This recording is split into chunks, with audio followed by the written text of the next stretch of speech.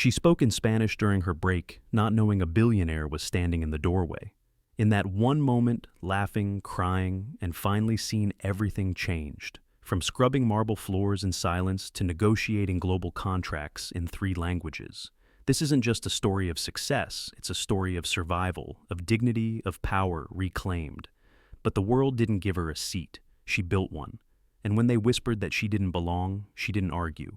She simply showed up and rewrote the rules. This is the story of Maya Ellis, and you won't forget her. At precisely 5:07 a.m., the sound of the battered alarm clock clattered through the tiny apartment like a cruel metal scream bouncing off the chipped walls and waking Maya Ellis before her body was ready. Her hand roughened by bleach and nightly scrubbing reached over instinctively and silenced it before the neighbors could bang on the wall again. The room smelled faintly of lemon cleaner and winter, that cold metallic scent that clung to unheated floors in the Bronx during February. She sat up slowly, legs dangling off the edge of a second-hand mattress whose springs had long surrendered. She blinked through the half-darkness, letting the first cold gust from the cracked window slap her back into reality. A dented space heater hummed uselessly in the corner. There was no warmth. Not from the air, not from the world, not from the life she was now forced to live. Maya Ellis was 26 years old. A black woman born into promise, once hailed as the rising linguistic star of NYU.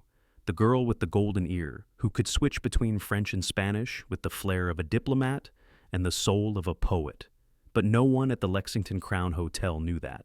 They only knew the version of her who emerged from the service elevator, with her head down a rag in her hand, and a name tag that simply read, Housekeeping, Maya. Not Maya Ellis Fulbright Scholar nominee, not Maya Ellis Assistant Lecturer at the UN Summer Session. No, just Maya, silent, invisible, replaceable. She stepped into the bathroom, where the faucet hissed with resentment and coughed up water in bursts of cold that bit into her scalp as she leaned over the sink. Her reflection in the cracked mirror showed tired eyes with bruised shadows beneath, but behind them still flickered a stubborn fire, the embers of a dream that refused to die. She whispered a sentence in Spanish to herself like a prayer. Un día más, un paso más. No me rindo. One more day, one more step, I won't give up. She whispered it each morning like a spell to keep herself from unraveling. She dressed in her uniform, a pale gray tunic and loose black slacks that didn't fit her body so much as hide it, and slipped on shoes with soles worn thin. She packed her plastic lunchbox rice with beans and a boiled egg and left the apartment quietly. The staircase groaned beneath her feet. The hallway stank of mildew and desperation. And yet her steps were steady, because routine was its own kind of survival. By 6:15 a.m., she was seated on the M101 bus heading south. The windows were fogged from breath and frost, and nobody made eye contact. Everyone wore the same mask exhaustion, seasoned with a pinch of resentment, all trying to reach jobs that didn't pay enough to live, but required everything to survive. She plugged in her off-brand earbuds and queued up a Spanish podcast about international trade terms, listening not just to learn, but to remember who she used to be.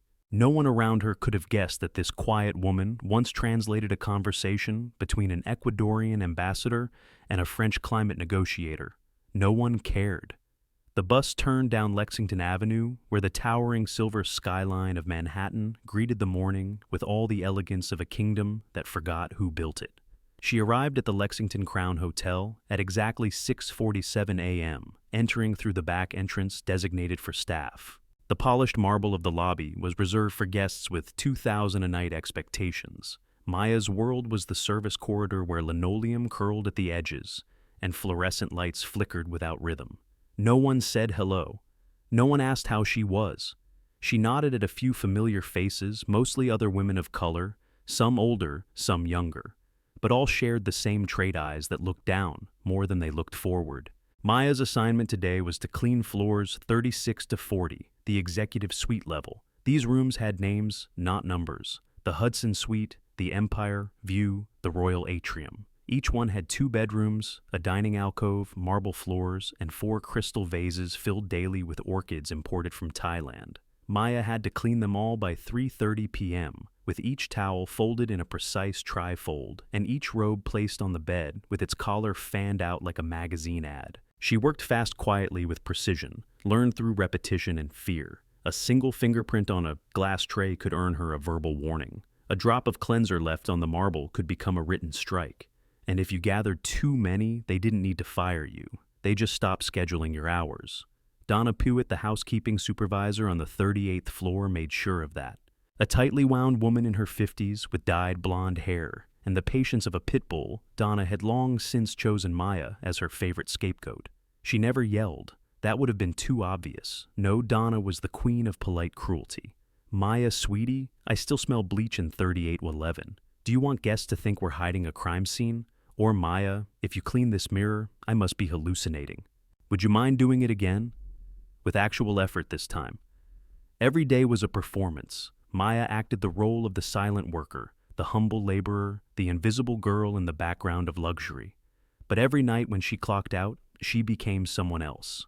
She rode the Q train down to the Brooklyn Heights Library and sat in the farthest cubicle with the scratch screen and the sticky mouse. She logged into free language labs, downloaded simulation videos, and practiced professional Spanish for diplomats and healthcare workers. She did this every night, her feet aching, her back throbbing, but her mind sharp, her eyes alive. That was the part no one at the hotel saw, the part they refused to imagine, that beneath the bleach-stained uniform was a woman still fighting, still learning, still dreaming. On this particular morning, as Maya exited the service elevator on the 36th floor with her cart, she felt something unusual, a chill that wasn't from the air conditioning, a heaviness in her chest. Something told her that the rhythm of her life, predictable as the ticking clock, was about to be interrupted. But she shook it off. She had towels to fold, toiletries to realign, pillows to fluff. She didn't know how could she that the man who would one day change the entire course of her life had just landed on the 50th floor via private elevator and was reviewing a merger proposal worth $280 million. She didn't know that. Before the day ended, she would be summoned to the executive offices, that her name would be whispered in meetings usually reserved for directors and CFOs. She only knew that her shift had started and the rooms weren't going to clean themselves.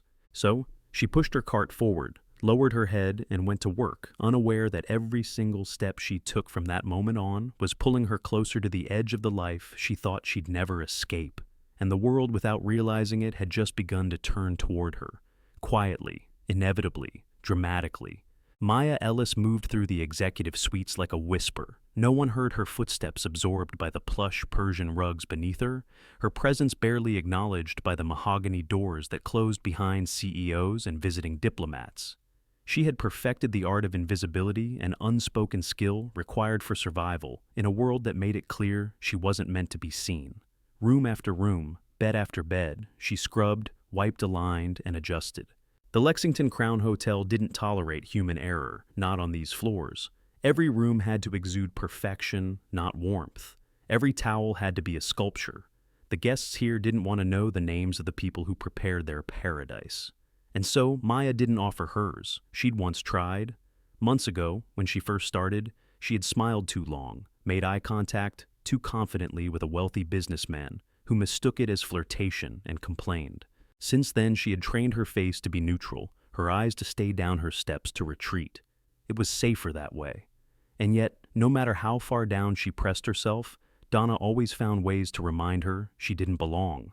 Ellis, Donna said sharply that afternoon, barging into room 3706 like she owned it. Maya immediately stopped straightening the chair near the minibar and turned hands at her sides. You used the lavender freshener instead of linen mist again, didn't you? Donna didn't wait for a response. It smells like a spa, not a 5-star suite. And this corner of the bed sheet, look at this. She yanked the sheet upward, exposing a barely there wrinkle. This is what happens when people like you pretend you're meticulous. You want to climb, learn to walk straight first. Maya kept her lips pressed shut. She didn't blink, didn't move. She simply absorbed the verbal blow, like she had done so many times before. But something deep inside her trembled, not from fear, but from fatigue, from the slow erosion of dignity that came not from grand acts of hatred, but from the constant drip of dismissal. Donna's voice faded as she turned on her heels and left. Maya looked down at the sheet, fixed the corner with quiet precision, then closed her eyes for one breath. She whispered under her breath again, "Un día más, un paso más." No me rindo. One more day. One more step. I won't give up. She cleaned through lunch, skipping her usual spot in the break room, her stomach rumbling, but her spirit too tired for confrontation. At 2:15 p.m., she finally made her way down to B1, the basement floor, where the break room sat like a forgotten box, behind the boiler room, lit by flickering LEDs and smelling of leftover soup and ammonia. She sat at her usual seat second table from the wall, hidden from the camera's blind spot. She unpacked her rice and beans and took out her cracked phone. Notifications flooded in, but one stood out: a message from Professor Mateo Ruiz. Felicidades, Maya. Resultados del examen adjunto. Her hands trembled. Her heart skipped. She tapped the file open. The screen loaded slowly. Then it appeared: Certificación Profesional. Traducción e Interpretación. Nivel avanzado. Resultado sobresaliente. Outstanding. Her hand shot to her mouth, stifling a gasp. The room blurred. Tears formed uninvited. Her dreams hadn't been in vain. Every night in the library, every audio file repeated 100 times, every phrase muttered beneath her breath while scrubbing bathtubs. She had done it. She had passed. Maya stood up from her seat, walked to the far corner, and pressed call next to Mateo's name. When the professor's voice answered, she burst. Lo logré, Mateo, lo logré. Es verdad, estoy en la lista. Her voice flowed in Spanish fluent musical authentic. Sí, Maya, no solo estás en la lista, estás en la cima, she laughed, sobbed, covered her mouth again, shaking her head in disbelief. Dios mío! No puedo creerlo. She didn't notice the door to the break room had quietly opened. She didn't hear the footsteps on the tile. She didn't know that Julian Carter, founder of Carter Properties Billionaire, and the invisible hand behind the Lexington crown, had stepped into the room. He stood still, just inside the threshold. His eyes never left her. She continued speaking in Spanish, laughing, crying, unaware of the gaze that studied her, not with condescension, but with calculated curiosity. Julian had come down to inspect a pipe issue after a guest complaint, something he rarely did personally, but his instincts often pulled him to strange places. And here now, he found himself rooted in place, unable to look away from a young black woman, speaking a language that rolled off her tongue, not like a learned tool, but like a second heartbeat. She ended the call, wiped her eyes, and turned only then, noticing him. Her whole body froze. Sir Mr. Carter, she stammered, clutching her phone. I didn't know. I was just on my break. You were speaking Spanish, he interrupted softly. Yes, sir. I was calling my professor. I just got... She paused, unsure if she should say it. He tilted his head slightly. Your professor from NYU? I passed a certification exam. In translation, yes, legal and diplomatic interpreting. Julian didn't smile, didn't frown. He nodded once. What's your name, Maya? Ellis. Thank you, he said. Enjoy your lunch. And just like that, he turned and left. The door closed behind him with the faintest hiss. Maya stood in place, stunned, her heart pounding so loudly she could hear it in her throat. She sat back down slowly. Her food was cold. Her hands were shaking. Her mind spun. What did that mean? Why was he there? Why did he ask her name? Why did he say nothing else? But deep inside her, she knew something had just shifted. The silence of power wasn't always empty. Sometimes it was the breath before an earthquake. And Maya had just been seen by the one man no one ever expected to notice her. The next morning, Maya Ellis walked through the back employee entrance of the Lexington Crown Hotel with the same silence she always carried, but something felt different. The elevator hummed the whispers among staff, even the hiss of the espresso machine in the basement pantry. All of it felt thinner, like the world had turned translucent, and she was suddenly aware of what lay beyond the veil. She kept her gaze low, but her mind wasn't on towels or mirrors. It was still caught in the echo of that moment yesterday, the faint shift in the air, the quiet baritone of Julian Carter asking her name, and the weight of his eyes that didn't just see her uniform, but pierced straight through it. She hadn't told anyone. Who would believe her anyway? Mr. Carter never came to the staff break room. Most employees had worked there for years without seeing his face in person. Yet he had stood there, arms folded, and looked at her like she wasn't a shadow on the floor, but something else entirely, something not yet defined. Maya shook her head as she clocked in. She couldn't afford to dream. Maybe it was nothing. Maybe he had forgotten her already. She shoved the thought aside and took the service elevator up to floor 38, prepared to face another day of folding bathrobes and avoiding Donna's gaze. But just as she reached for the linen cart, her phone buzzed. One new message from Marcus Hill. Brooks. HR wants to see you. Now. The words hit like a slap. Marcus never texted anyone unless it was about cleaning rotations. Maya reread it 3 times before her hands moved. She peeled off her gloves, checked her reflection in the tiny elevator mirror, and smoothed her hair. Her heart thundered in her chest. HR. Had she done something wrong? Had someone reported her for that phone call? Was Donna stirring trouble she didn't know? But her feet moved anyway through the staff corridor and down to the 5th floor administrative wing, a floor she had never stepped onto in uniform. The hallway lighting was brighter colder, casting long, sterile reflections across the glossy floor. Every step she took echoed louder than the last. She reached the frosted glass door with golden lettering, Valerie Green, Director Human Resources. Maya took a deep breath and knocked 3 times. "Come in," came the clipped reply. Valerie Green was a sharp-eyed woman in her early 50s, her white blonde hair tied into a strict knot, glasses perched low on her nose as she reviewed a folder. She looked up when Maya entered.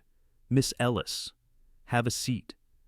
Maya obeyed stiffly, her palms pressed against her thighs to stop them from shaking. "I won't waste your time," Valerie said, voice neutral.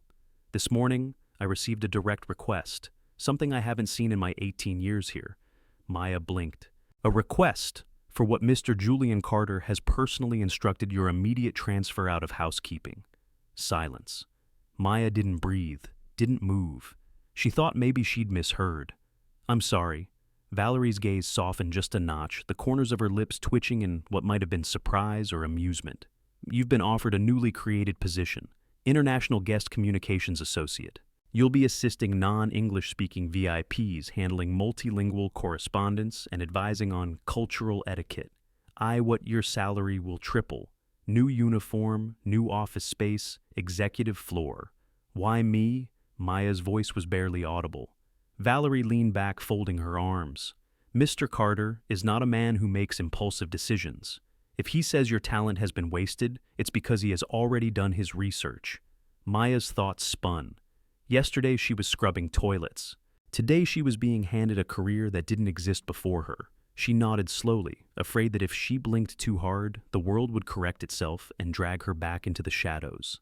"You'll report to the 42nd floor tomorrow. Go to room 43B. There will be someone waiting with your materials." "Yes, ma'am." Maya stood.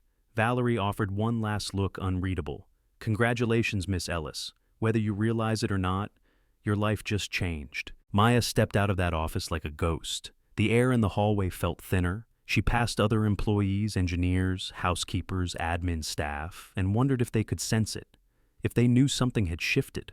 When she reached the staff lounge, Donna Puitt was waiting, arms crossed, lips tight. "Fun day?" she asked, with venom dipped in sarcasm.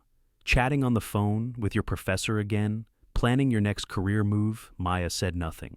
Not because she couldn't, but because for the first time she didn't need to explain herself. She simply looked at Donna, calmly, steadily, and walked past her like she no longer belonged to the same universe. Because she didn't. Not anymore. The next morning, Maya Ellis stood in front of the elevator that led to the executive floors, a silver portal she had only ever seen from afar, while mopping the marble tiles outside. The doors reflected her new uniform, a navy blue blazer tailored to fit her slim frame, an ivory blouse tucked into charcoal gray trousers, and black leather flats that didn't squeak when she walked. Her old housekeeping badge had been replaced with a sleek silver one, clipped to her lapel, Maya Ellis, International Guest Communications Associate. But it wasn't the clothes that made her feel different. It was the way people looked at her now. Or, rather, how they finally looked at her. No longer through her, no longer past her. Not everyone smiled, but they noticed. Some eyes flicked with curiosity, others with suspicion. A few like Donna Puitt's when she passed her outside, the executive pantry held open resentment. "Look who made it out of the linen closet," Donna muttered under her breath. "The language queen herself. I bet you've already forgotten the smell of bleach." Maya didn't reply. She didn't lower her eyes. She simply looked at Donna, not with defiance or bitterness, but the calm of someone who had made peace with the fire and now walked through it without burning. The elevator dinged. Maya stepped inside, alone. As it rose floor by floor, her heart pounded louder than the hum of the mechanism.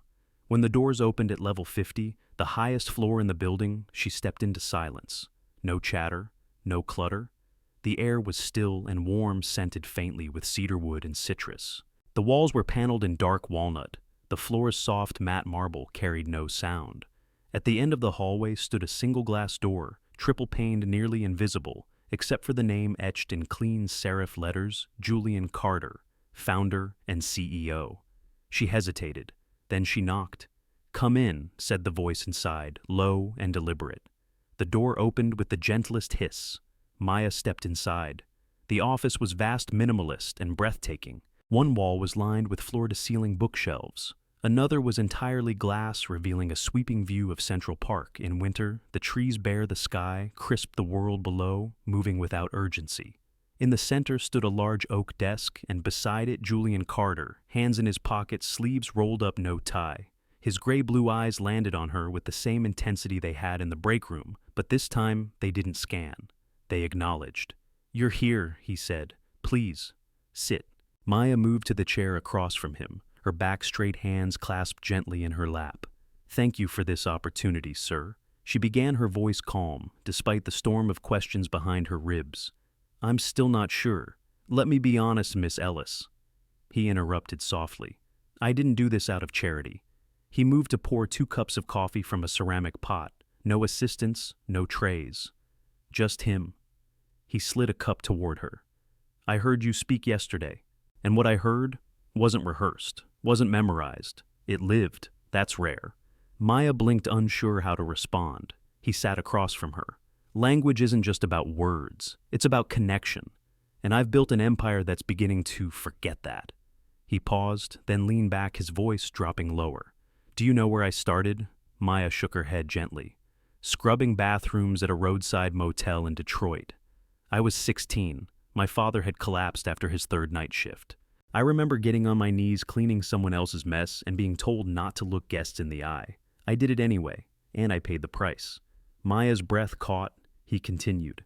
"I made myself a promise that if I ever built something of my own, I'd never look away from people who spoke truth, even if they weren't wearing the right suit." He pushed a folder toward her. "Inside is a briefing on the Spanish delegation arriving tomorrow. Big deal, old money. They've worked with every major hospitality brand, but they want something different this time, more personal.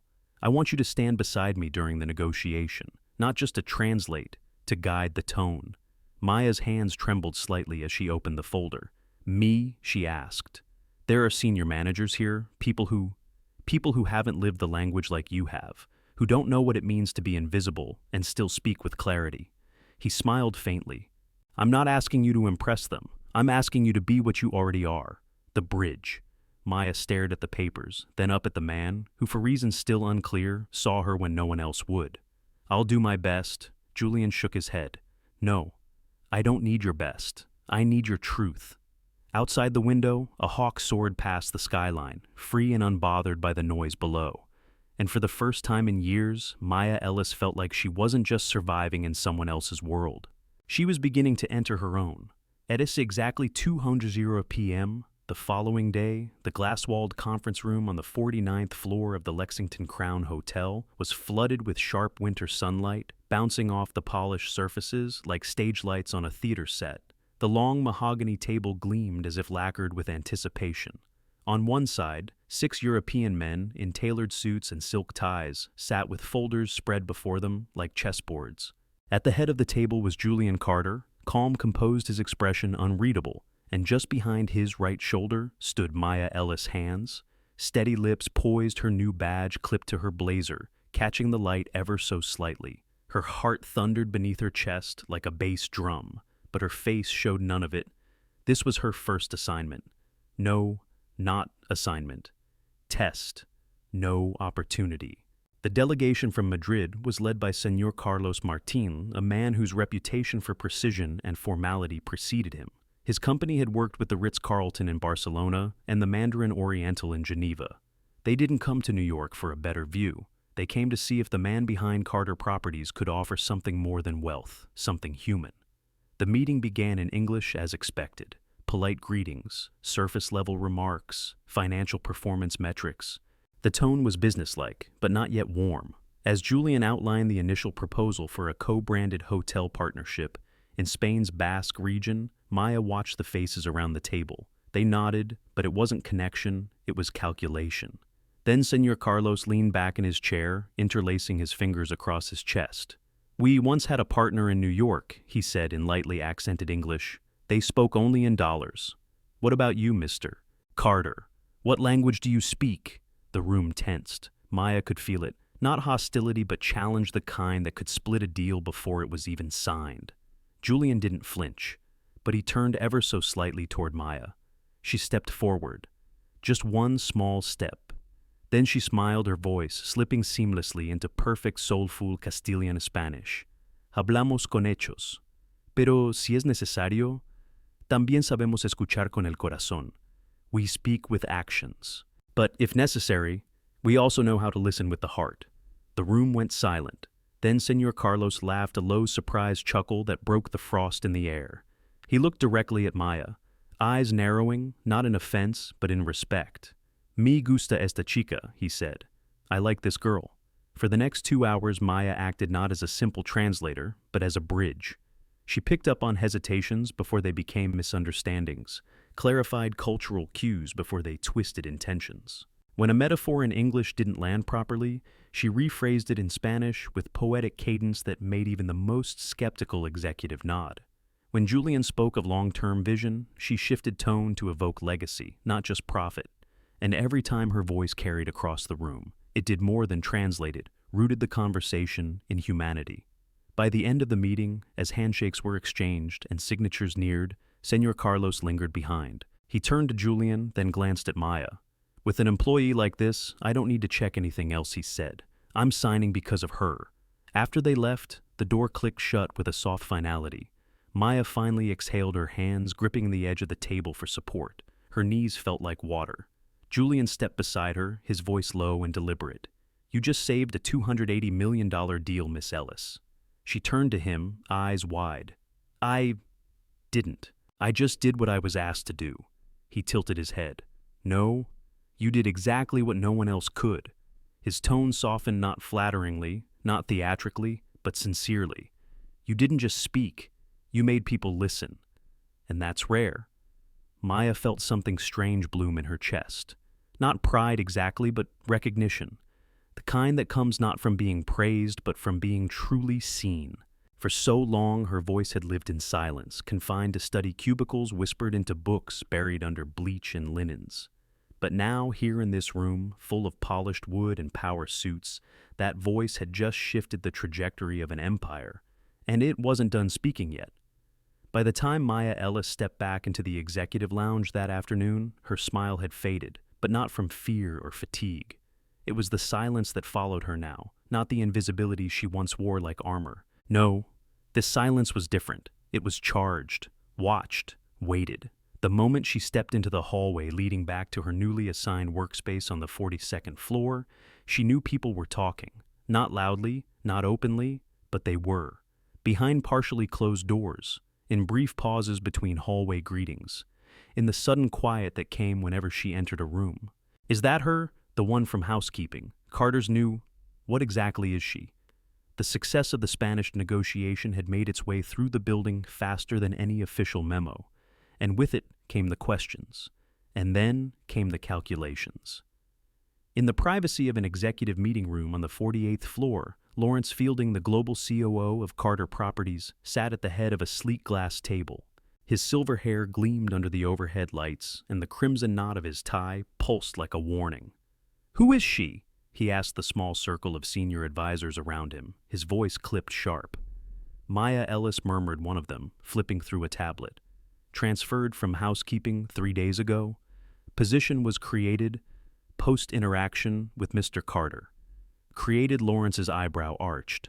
"Without vetting, without committee input, without HR clearance, we're creating positions now for cleaning staff." A younger advisor cleared his throat. "Sir, she did just facilitate the Madrid deal. We'd been stalled with them for 6 months. They signed on the spot. And now, what are we running this company on sympathy and spectacle? Lawrence snapped, slamming the tablet shut. This isn't about her language skills. It's about bypassing process. If one person can leapfrog structure because of a charming accent, then what's next? No one answered, but the message was clear. Maya wasn't a success story. She was a disruption, and disruptions had to be managed. That same tension found its way into Maya's office subtly at first. A meeting rescheduled without notice. A document she was supposed to review arriving 2 hours after the deadline. A networking event she wasn't informed of until photos surfaced the next day with every executive in attendance except her. But she said nothing. She simply adjusted. She stayed later. She double-checked everything. She kept notes. On a Tuesday evening, after wrapping up a preliminary proposal for the Singapore expansion strategy, Maya returned to her office to find her desk drawer open. Nothing was missing except the photograph of her mother, which she always kept perfectly aligned just beneath the lamp. Now, it was tilted, carelessly shoved, as if touched by someone who wanted her to know they had been there. She stood still for a long time, eyes on that single dislodged frame. She didn't cry. She didn't panic. She just gently straightened it. Then she sat down and opened her laptop as if nothing had happened. But she knew. It had begun. The battle that didn't use fists or slurs but whispers and systems. The kind of war where the wounds didn't show on the skin, but in the undermining of your presence. That night, as rain slicked the windows of her Bronx apartment, Maya sat at the small kitchen table, the flickering overhead light casting shadows on her newly highlighted strategic drafts. Her phone buzzed once. A message from an unknown number: "Don't get too comfortable. Glass shatters." She stared at the words, then deleted them. She had lived most of her life navigating shattered things, hopes, homes, systems that didn't see her. But she had never broken, and she wasn't about to start now. What they didn't realize was that Maya Ellis hadn't arrived because she was invited. She had arrived because she had earned her place word by word, night by night, floor by floor. And no amount of whispering could silence the voice that had already changed the course of the company. They wanted her quiet, they wanted her small, but Maya had already seen the view from the top, and she was just getting started. The first rumor hit the next morning, not through an official channel, not through anything that could be traced or confronted directly, but through a whisper seated in the bloodstream of the hotel's rumor mill, a snide comment in the executive elevator, a veiled smirk over coffee in the boardroom pantry, a receptionist blinking twice as Maya walked past, then suddenly averting her eyes. By lunchtime, the whisper had a name, a fare, not a promotion, not a partnership, not earned. They didn't question Maya's fluency in 3 languages. They didn't question the contract she helped save. They questioned the man who saw her potential and what she had done to make him see it. That afternoon, in the glossy marble corridor of the 50th floor, Maya walked past a group of executives who had clearly paused their conversation the moment they saw her. No words, just the shift in posture, the flicker of judgment, the weight of what they didn't dare say aloud but desperately wanted her to feel. She kept walking. She didn't flinch, but her shoulders were tight, her breath short. Inside her office, she found a printed copy of an article someone had left face up on her desk. Promotion or privilege, an unnamed source inside Carter Properties. Questions ethics in executive appointments. No byline, no quotes, just innuendo. And a blurry zoomed-in photo from the recent Madrid conference, Julian Carter, standing beside Maya, both smiling, Maya holding a binder, his hand slightly outstretched toward her elbow, in mid-motion. The angle made it look intimate. The implication made it dangerous. She stared at it for a full minute, then picked it up, folded it twice, and dropped it in the trash. But the tremble in her hands betrayed her calm. Julian called later that day. His voice was steady, but she could hear the restrained tension beneath. "I can have legal issue a statement," he said. "No," she replied. "Not yet." "Are you sure?" "I'm sure," she said. Then after a pause, "If we let someone else tell the story, they'll write it in a language that doesn't belong to me." The next morning, Maya asked to speak at the hotel's internal quarterly meeting, a gathering typically reserved for department heads, shareholders, and regional executives. There was hesitation, confusion, a few raised eyebrows, but Julian simply said, "Let her speak." And so, under the high chandeliers of the Lexington's Grand Hall, the same place she once polished floors, in silence Maya stepped onto the stage, not in defiance, not in apology, but in presence. She wore a dark plum blazer tailored elegant. Her hair was pulled back, her shoulders squared, her eyes steady. And when she spoke, her voice echoed like a song that had waited too long to be sung. "I was once the girl no one called by name," she began. "I was the silence behind your spotless rooms, the footsteps that vanished behind the linen carts, the voice that spoke 6 hours a night to a cracked library screen when the rest of the world was sleeping." She paused, not to breathe, but to let them feel it. "I didn't get here because someone lifted me. I got here because I refused to stay where I was buried, because every fall carved me a new path forward. And when opportunity came, I didn't beg for it. I rose to meet it." She walked slowly across the stage, her heels clicking with rhythm and restraint. "Yes, I was promoted, but not because of affection, because of action, because of fluency, because of a negotiation room in Madrid, where I said exactly the right words in exactly the right moment in exactly the right tongue." She looked directly at the rows of faces, some stunned, some unsure, some unable to maintain eye contact. "If anyone still questions why I'm here, ask the boardroom, not the bedroom. Ask the ledger. Ask the deal we closed, because I understood the language, the culture, the stakes. Ask the man who trusted me when I hadn't even remembered how to trust myself." Silence fell like velvet, then applause. Slow at first, then full, standing. Even the skeptics were forced to acknowledge what they saw. Maya didn't cry. She didn't smile. She simply nodded. Once stepped down from the stage and walked through the aisle, as if the air itself had changed shape to make space for her.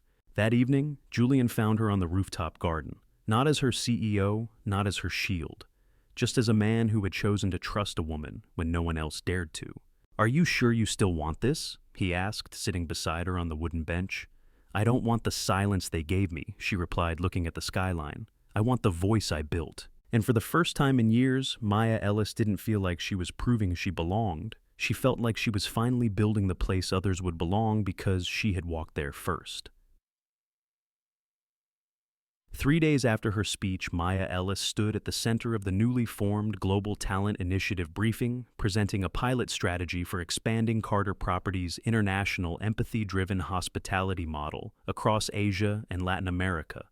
She wasn't reading from a script. She didn't need a teleprompter. The words flowed with the quiet force of someone who had lived every principle she now proposed: equal access, multilingual representation, merit-based internal mobility, and cultural intelligence. The board members didn't interrupt, not because they all agreed, but because none could deny the power of her presence. The whispers hadn't stopped, but they no longer held sway.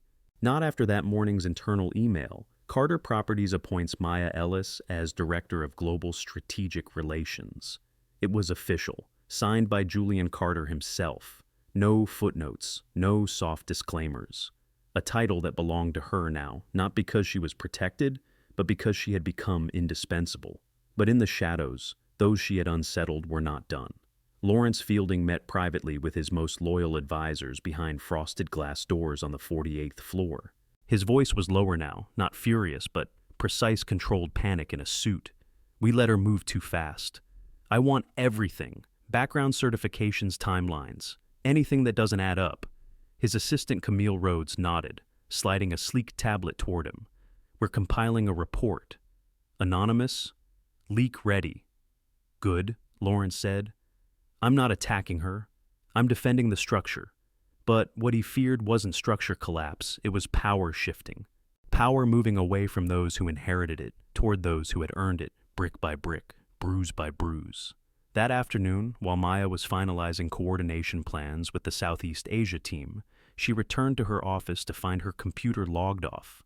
Her chair slightly moved and the scent of perfume that wasn't hers, lingering faintly in the air. On her desk sat a printed copy of an internal audit memo marked confidential. The name Ellis Maya D was highlighted. She knew it had begun again, not with accusations this time, but with implication. The strategy was clear. If they couldn't silence her with gossip, they would try with paperwork. She said nothing. She filed a quiet internal request to track login attempts and sent no messages to Julian. She would not ask him to intervene. She would not hide behind power she hadn't earned. That night in her Bronx apartment, Maya sat on the edge of her bed, holding a thin manila envelope from HR labeled Verification, Internal Ethics. She didn't cry. She read every line, every question. Were you involved in a romantic or private relationship with any C-level executives prior to your appointment? Did you receive preferential project access through unlisted channels and signed every page with a signature steadier than her breath? The next morning as she entered the lobby, heels clicking on the Italian marble she once mopped, she walked past Lawrence and Camille. They didn't speak, they didn't need to. The tightness in Camille's jaw, the stiffness in Lawrence's nod, it told her everything. They were waiting for her to break, but they didn't understand what she was made of.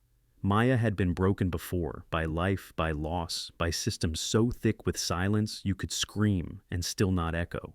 But every fracture had made her sharper. Every dismissal had built her endurance. She didn't walk through power now. She carried it. That evening at the closing of the internal Asia-Pacific Investment Review, one of the partners from Singapore said aloud, "I've read your model, Miss Ellis. You're not just redesigning protocol, you're redesigning people's sense of belonging."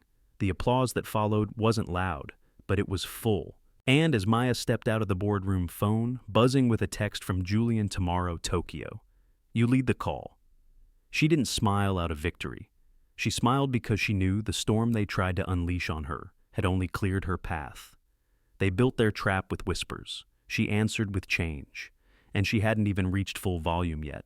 The document was timed to perfection, sent anonymously to 15 international media outlets just 40 minutes before the ribbon-cutting ceremony of the Belgrave-Madrid Grand, opening a calculated leak stamped with the forged seal of Carter Properties' Internal Ethics Division, suggesting Maya Ellis had bypassed the mandatory 3-tier vetting protocol, citing her relationship with Julian Carter. As the basis for unethical promotion, the language was technical but maliciously framed, filled with passive-aggressive legalese and carefully omitted context, enough to raise eyebrows in newsrooms and boardrooms alike. And as Maya stepped off the stage to a standing ovation, still glowing from the crowd's reaction to her keynote about language as architecture and cultural fluency as strategy, she was intercepted by a sharp-voiced Belgian reporter who shoved a microphone in her face and asked Miss Ellis, "Was your position gifted in exchange for private dinners with CEO Carter?" And for a moment, everything froze. The hallway lights, the camera flashes, even her pulse. But then she lifted her chin, turned to face the press corps, and answered in a voice that held no tremor. "This question isn't new.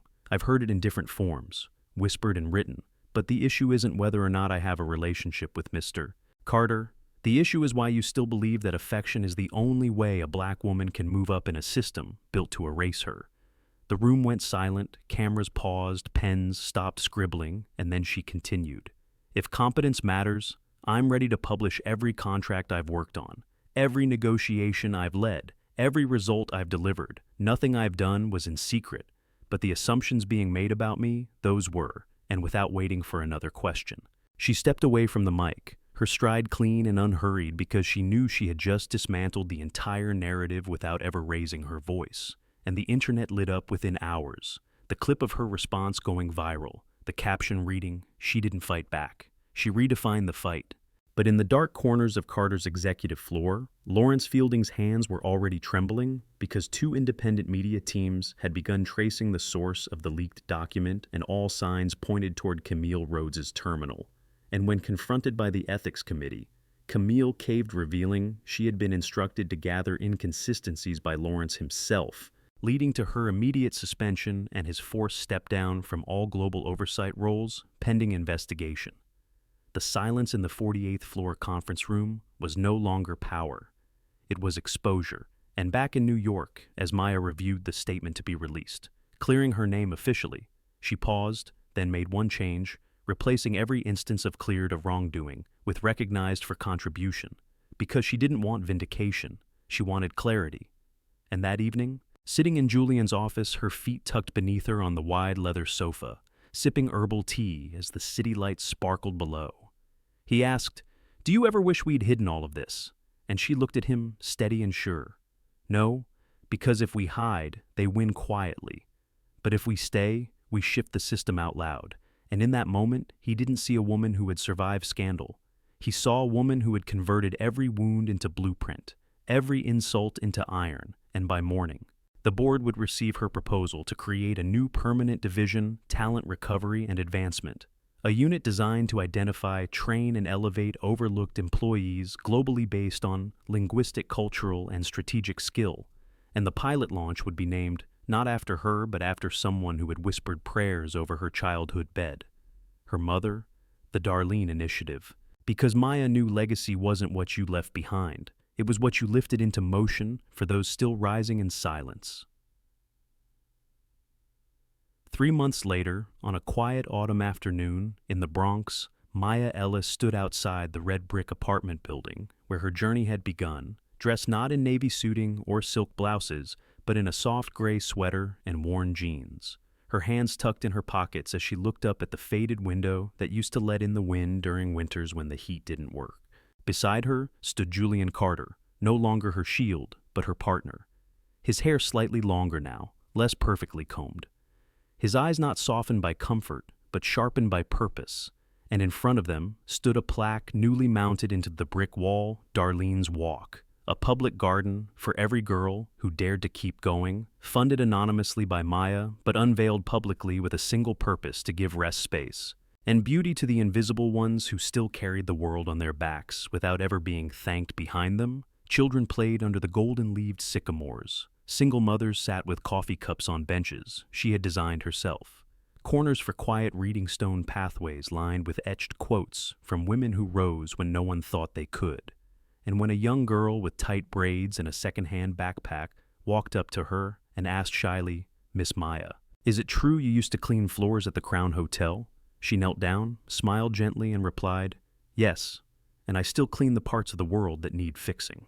Only now I do it with blueprints." The girl beamed, nodded, and ran off again, her laughter echoing in a space that hadn't known joy before. And as Julian reached out his hand, Maya took it without hesitation. Not because she needed him to stand, but because she had chosen someone who didn't flinch when the storm came together. They walked through the garden's central path, the wind brushing against their shoulders, like a whisper of all the voices that had once told her, "No, not you. Not here, not now." And every step she took made those voices fainter, weaker, smaller, because the truth was no longer a secret, no longer a rumor, no longer contained in a file or a press release. The truth was walking beside her, breathing through her, living in every policy she had rewritten, every barrier she had broken, every name she now made sure was never left off a list. And when they returned to the Lexington Crown for the annual Carter Holdings Summit, Maya didn't enter through the back door. She entered through the main marble lobby, where the concierge greeted her by name. The doorman tipped his hat, and the portraits of company founders had been rearranged no longer, just suits and legacy men, but a new one added near the entrance, a framed photograph in black and white taken mid-speech. Maya Ellis, standing tall, arms open, eyes unflinching, captioned with only 8 words. She didn't ask for permission. She rewrote the terms. And that day, standing on stage in front of thousands, Maya didn't give a closing speech about herself. Instead, she opened her final remarks with a question. How many leaders never got to lead? Not because they weren't ready, but because no one opened the door, and she ended it the only way she could not, by thanking the system, but by challenging it. I'm not here to be the exception. I'm here to multiply the possible. And when the applause finally quieted and the room rose to its feet and the thunder of footsteps filled the hall, Maya didn't stay to savor the moment. She left through the back, through the old service hallway, where her life had once been reduced to silence, and she walked it slowly one last time, not to remember the pain, but to honor the path, because sometimes the place that tried to bury you becomes the foundation you use to build the world. And as she stepped out into the evening light, wind rustling the collar of her coat, her phone buzzed with a new message from HR, not about herself, but about a girl named Zaira, a 22-year-old Haitian-American intern in housekeeping who spoke fluent Portuguese and Korean, requesting placement in the new Cultural Access program Maya had launched last week. And as she read the email, Maya smiled, not because the journey was complete, but because for someone else, it was just beginning. They said she got lucky. She said she got up. From the shadows of a basement break room to the spotlight of global boardrooms, Maya didn't rise because someone opened a door. She rose because she never stopped knocking. And when she finally walked through, she didn't close it behind her. She turned around and built a way in for others. So, tell us, if your one moment came, would you recognize it? Would you fight for it? Or would you let the world tell your story for you? If this story touched something deep in you, leave a comment, share your thoughts, And don't forget to like and subscribe, because here we don't just tell stories, we honor those who refuse to stay invisible.